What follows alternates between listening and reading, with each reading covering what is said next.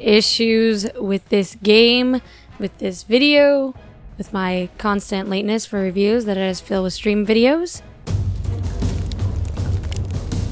Since I'm not sure how to do video for phones, we're going to be just going through a variety of screenshots that I was able to get and that buddies sent in.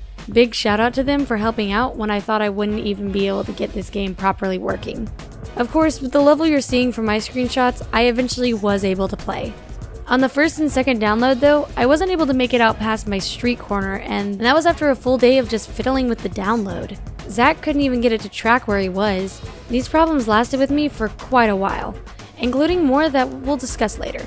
Pokemon Go takes a wild guess where you are, and obviously it's the middle of the ocean. From my understanding, a lot of the issues people have had with connecting is because of overuse, which I completely believe since everyone and their dog has been talking about this game. Even people that I'm sure haven't thought of Pokemon in years or even once in their life. Plus, the backup of apparently Nintendo's $7 billion climb in net worth, some advice if you're still having issues with GPS or loading up, completely shut down the app and restart. Usually for me, it's a good sign if instantly starts loading or asks me to retry getting my profile. Back on that thought about how everyone is playing this game, that statement shouldn't be taken lightly. You can see it in the news and on your social media. Some good and some bad. The good being the giant events where people are helping each other find good locations or dropping lures to start a hangout. Colleges seem to be the biggest hotspot for this in my experience, and I recommend you check out your local ones.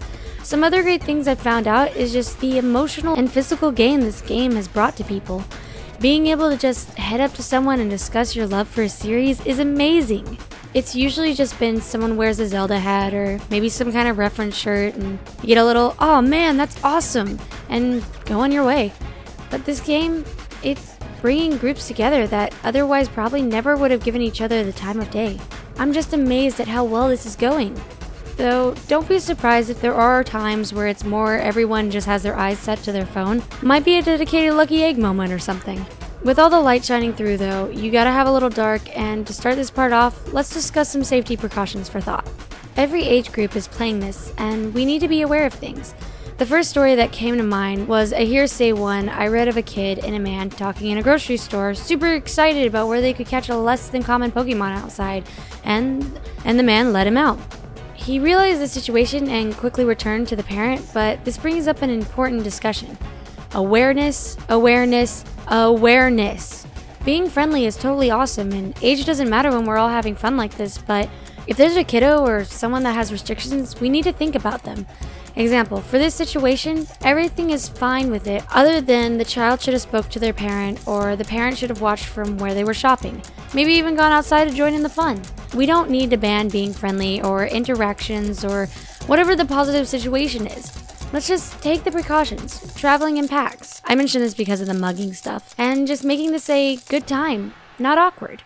Don't be lurking in your local McD's. Shout about that gym you're trying to take or whatever. Now, on an even darker note, and partially more discussion on packs. Evil people exist in the world. That's just how it is. I'm not going to ask you to not be scared. I'm not going to ask you to go buy a gun or anything. What I am going to ask is that you spread knowledge and keep trucking on. We had a case where a guy named Nathan made a status update that he was going to purge Pokemon Go players in the area, and that we better not be walking. My first thought was skeptical, but after a quick name search, it was found out to be true, and, well, my feelings after was pissed. We have enough terrible things going on in the world that make people question the things they do. Pokemon Go is a game that is helping us keep living and interacting like there's nothing to stop us. Dark days can happen here or anywhere in the world on any given day.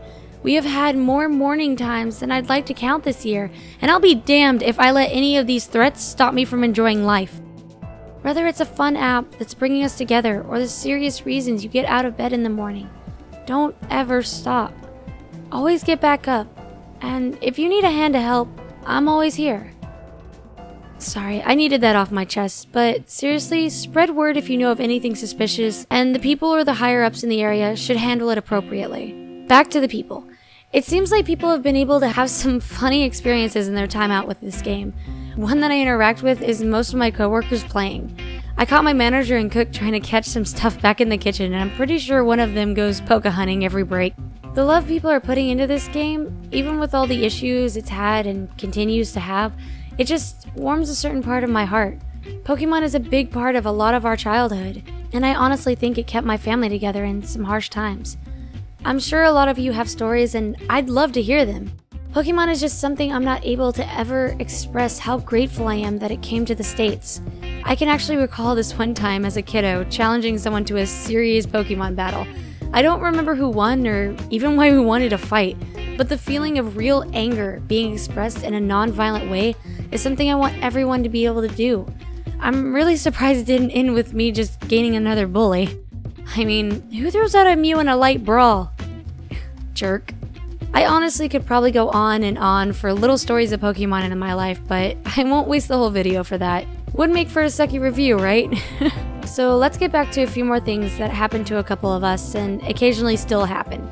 I'm not sure why any of the glitches, issues happen, but some of them are Pokemon becoming zoomed in, the void devouring them, Pokeballs getting stuck, capturing pausing after the ball closes, screens freezing when Pokemon clicked, and I'm sure stuff I haven't encountered yet.